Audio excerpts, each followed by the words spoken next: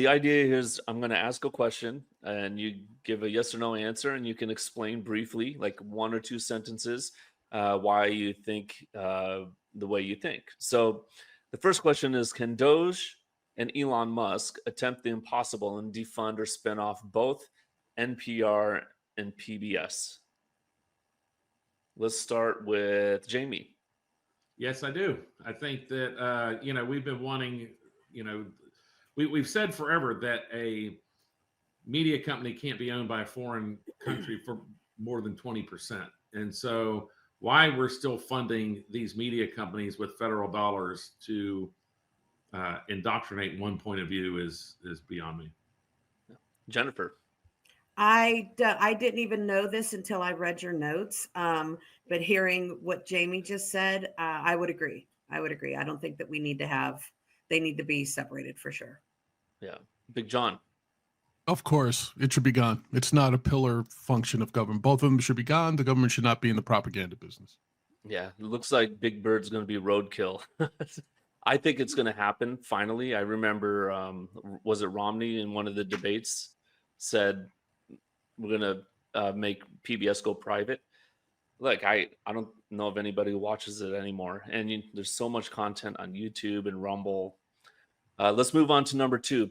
PBS and NPR were created to diversify media with non-commercial news and culture, meaning news and culture without commercials. But with today's media, with cable, streaming, and internet, is it really needed? Do we even need NPR or PBS? I didn't even realize they were still around. Or let's start with Jennifer. Sorry. Yeah, I didn't even realize they were still around. I mean, I remember PBS when they had didn't they have the dollar cassettes or something back in the day?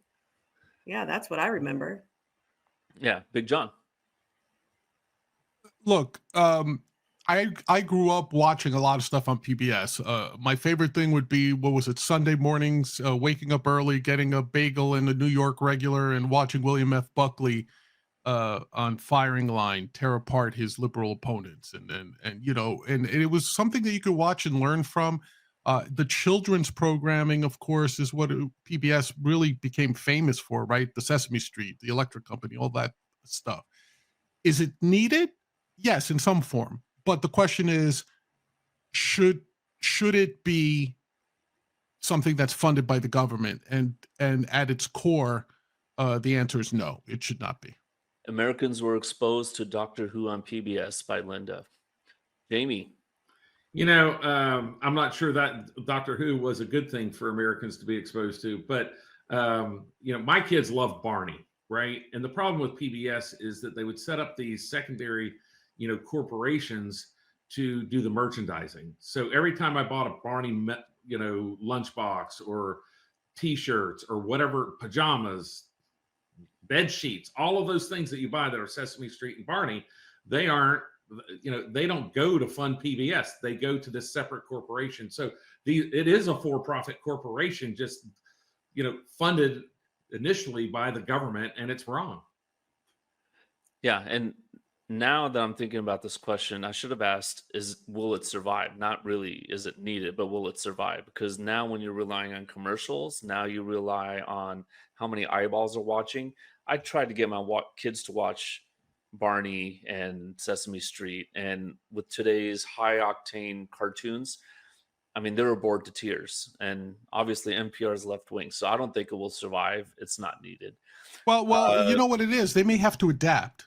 Like the newspapers, they may just have to adapt. So they may become a content producer instead of a network. They may just become the equivalent of a production house where they produce children's programming and then it gets distributed on streaming platforms or commercial TV or whatever. So their business model may have to adapt with the times. And what's wrong with that?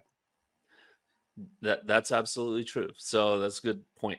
Number 3, did Joe Biden's team sign him with Creative Arts Agency and to create an illusion of mental sharpness, even as the mainstream media and his supporters now openly acknowledge the cover-up of his cognitive decline? So the CAA is basically an agency to market you, what do you call it? An agent, right? That will They're say talent agents. Yeah, they're talent agents. They're right. Yeah, there you go. Yeah. So let's start with Jamie. Did Yeah, Biden I you sign? know, I don't think we're going to see a lot of Joe Biden appearances on network television the way we saw Michelle Obama, for instance. So I think that Joe Biden's days are his cognitive skills have failed him. His best days are behind him, unfortunately.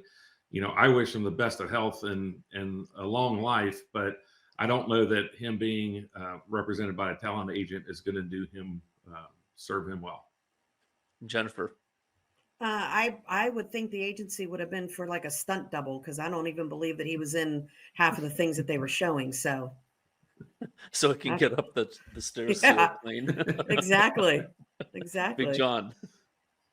I think it's genius. I mean, if you get him the right roles, how great would that be? Like, can you picture him doing the hippy dippy weatherman, sort of like a reincarnation of George Carlin's bit, where it's like, hey, here to tell you the weather tonight, it's Joe Biden, and hey man, what's going on? Like I was thinking more of the Naked Gun 33 1/3 or whatever it was. yeah. So yeah, look, I think this is just, you're right, it's PR. No, it's not. I don't think it's to rehabilitate his image as much as it's like get him a chance to monetize whatever few years he's got left. And so I think the answer is yes, but I think his library is the motivation. I think he pissed off a lot of Democrats at the end with the pardons, going back on his word, and obviously conservatives are not going to donate to it. So I think he's going to try to get money for that library. All right, Chuck Todd, departure from NBC News, and his criticism of the media is, okay, well, we need to build media trust through local partnerships rather than going on these websites and social media and trying to game the algorithm. But is that really the reason that news media is not trusted anymore? Let's start with Jennifer. I have no idea who this man is. I You don't watch NBC News. No. That's why you're so smart. But as far as the media, the media is toxic, period. It's just toxic. Big John.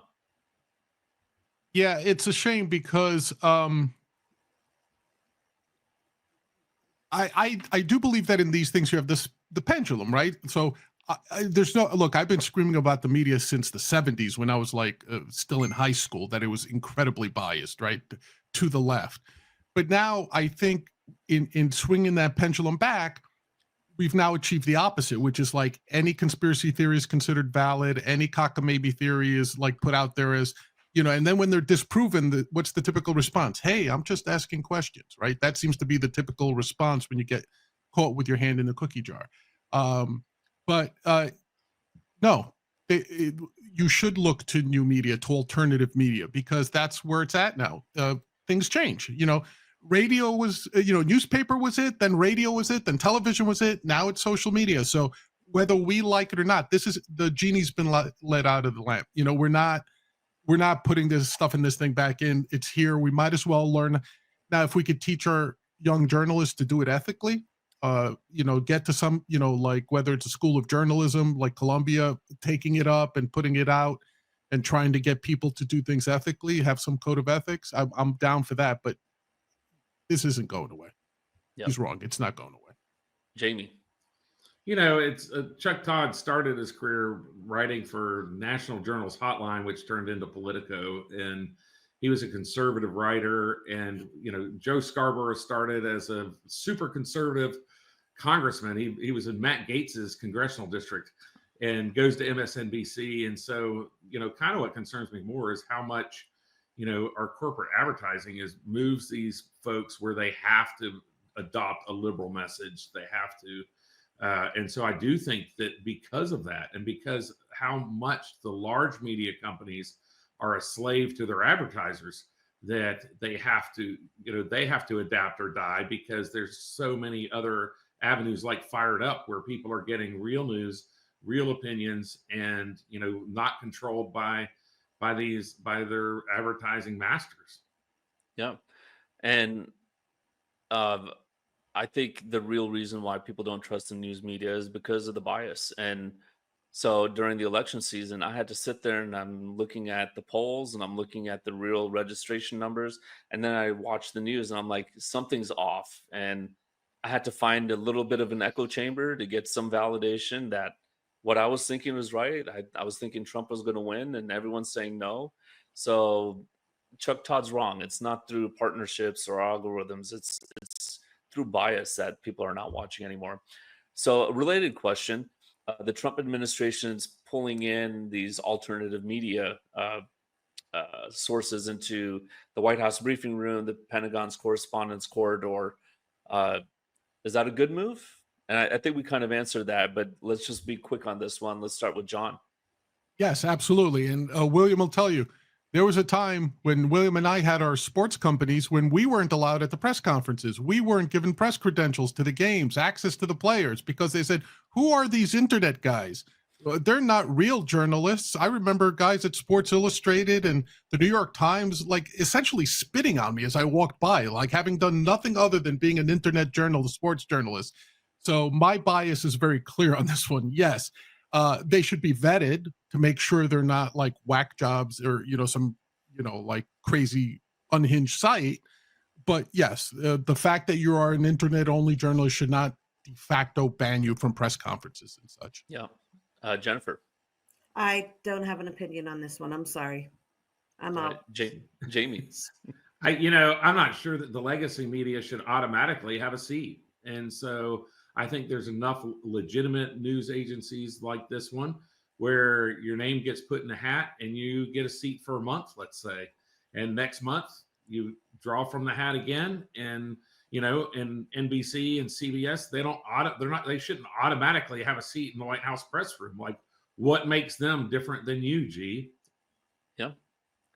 And when you think about, and I agree, the new media should be in there. When you think of Joe Rogan, I think he had 50 million watch his interview with Donald Trump, but Scarborough would barely pull 400,000. I mean, you're talking a guy on the internet is bigger, on the order of geometric orders bigger than Joe Scarborough, who I think a lot of people don't even know who he is anymore. Let's move on to, is the FBI in utter, quote unquote, utter disarray because of Donald Trump, with agents living in terror over their pensions, healthcare, and retirement? Or are they just throwing out rhetoric to make people feel sorry for them? Let's start with Jamie. Hey, I don't think that people should be fired if they were told by higher ups to do a job and they went and did their job as their bosses told them. But I have been in a situation in politics where somebody wants you to do something unethical and your choice is do that or quit. And I quit. And so, the fact that they did these things, if they knew that they were wrong and they did them anyway, like rifling through Melania Trump's underwear drawer, they knew damn good and well that was wrong. And so if you did that, you should be fired. If you printed out words that said things like confidential and you put them over items on Donald Trump's floor and took pictures of them, you were wrong and should be fired. And so they should some of them should be living in terror because they don't deserve their jobs, because they use their own partisan beliefs to conduct law enforcement activities. Okay, so your answer is yes, they are living in terror. And it's a great thing. Yep. And Big John. Well, I'm all for downsizing the government, so that part I have no issue with. Are they living in terror? Some of them probably are, but I have to agree with Jamie to some extent. I kind of had this spiel on my show about the CIA and their buyouts, so it's in the similar thing, right? There are a lot of people. See, a lot of people think that everybody at the FBI is malicious, that they're all out to get Trump, every single field agent, every single office head. No, most of them are your day-to-day nerds. People don't realize that. Like, that's the best way to describe these FBI, CIA, the overwhelming majority of these employees. They're damn nerds. They're good cryptographers. They're programmers. They're engineers. They're translators. Should the jobs be eliminated? Yes, but not because those people are evil or anti-Trump. It's just that the FBI is too big and overblown. It should be absorbed by like something else. Same thing with the CIA. So yes, but not because they're anti-Trump or they're evil. For the large majority, I just think it's a matter of let's downsize it. Let's bring this government under control. Yeah. Jennifer. I would agree with both of them. I think they're living in terror if they know what they did was not right. And, the same thing that John was saying, if the department's too big and just needs to be weeded out, then that should happen too. Yeah. And I agree. I think some of them are living in terror and they know who they are. And then others have cushy desk jobs and they'll be put back in the field and they're going to do more of the hard work. And maybe that's not complete terror, but that's something I'm sure they don't want to do. They want the cushy job. So let's move on to, is AOC correct? And I can't pull up the video right now, but she basically went on TikTok and said that Elon Musk is one of the most unintelligent billionaires, the guy who created SpaceX, Tesla, et cetera, with a lack of intelligence, lack of expertise, and morally vacant. So I think this will be easy, but do you agree with AOC or not? Let's start with Jennifer. I have my own feelings about Elon Musk, but the one thing is I do not think this man is stupid at all. She's scared of something. So yeah, let's go with Jamie. Yeah, I don't really wake up and go to sleep based upon what AOC says. I pretty much ignore her, as the rest of the country should as well. Big John. Well, let me try to be as generous to AOC as I possibly can, because after all, I've seen her in person. She's quite an attractive lady. Let me say that. But I think to give her as much leeway as possible.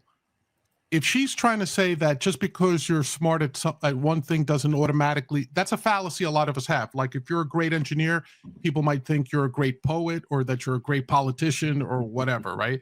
So if you're talking from that perspective, she has a small point, like Elon Musk being the qualities that make him a great engineer and a great designer aren't necessarily great qualities in a politician. They're not great qualities in a bureaucrat, and they're not great qualities in in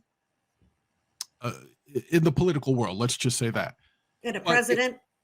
In a president too. Like I would say the same thing. Like without setting me off, I don't think Donald Trump is particularly smart, but he has qualities that make him a good president. He's charismatic. He draws people to himself and things like that.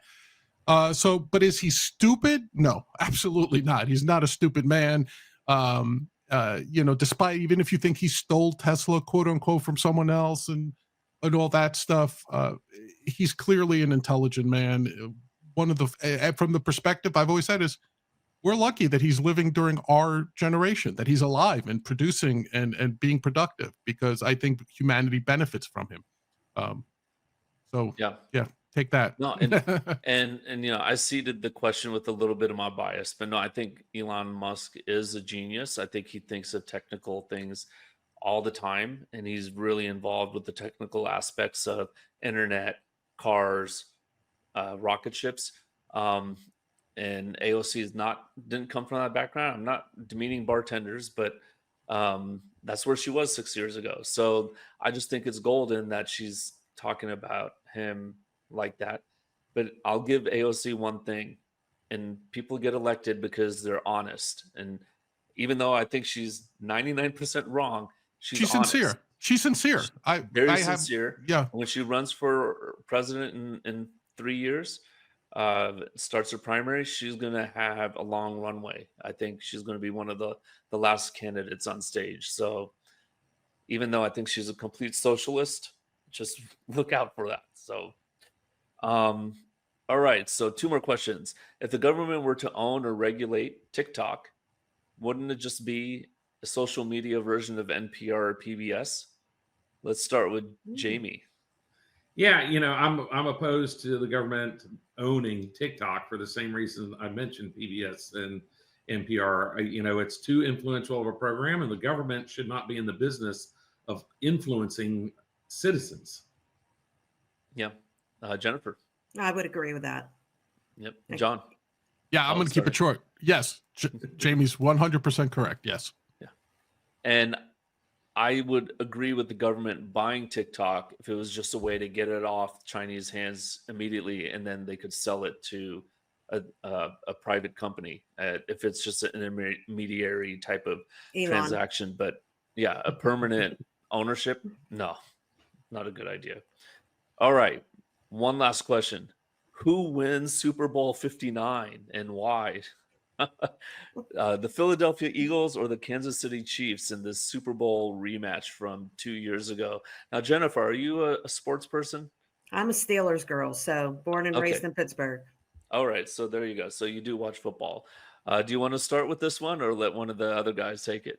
I am completely over Kansas City, but I honestly think that it's a refs game, and it's going to be Kansas City. I truly believe that, and it's a whole Taylor Swift and that whole crap, all of that publicity. You're talking to a Niners fan right here, and I know last year there was some shenanigans with the refs. Let's go for with Jamie. sure. So yeah, I am going to take the Eagles 24-17, which also puts me with the under. But I also believe Kansas City Chiefs kicker Harrison Butker, however you pronounce his name, Butker, will break his own record for the longest field goal in Super Bowl history, and it will be 58 yards. Wow. All right, Big John. It sounds like Jamie's been hitting the prop bets before he came online. Yeah, so I listen, all the metrics say the Eagles should win. There's no doubt about it. But you could tell from the Vegas line that they're still getting money on both sides, right? Because the spread is 1 point. Kansas City is a 1 point favorite. So in essence, it's a push game, right? Because they're calling it even. However, in the words of the famed Chico Escuela, Kansas City been very good to me. So for 2 postseasons in a row, I've fattened my wallet betting all the Kansas City games and on the right side of them. So I will have to go for the three-peat. Hey, history in the making. As much as I hate Kansas City, you can't deny their greatness. They get 3 in a row. They've etched their names in the history books. So I'm going to go with Kansas City on this one.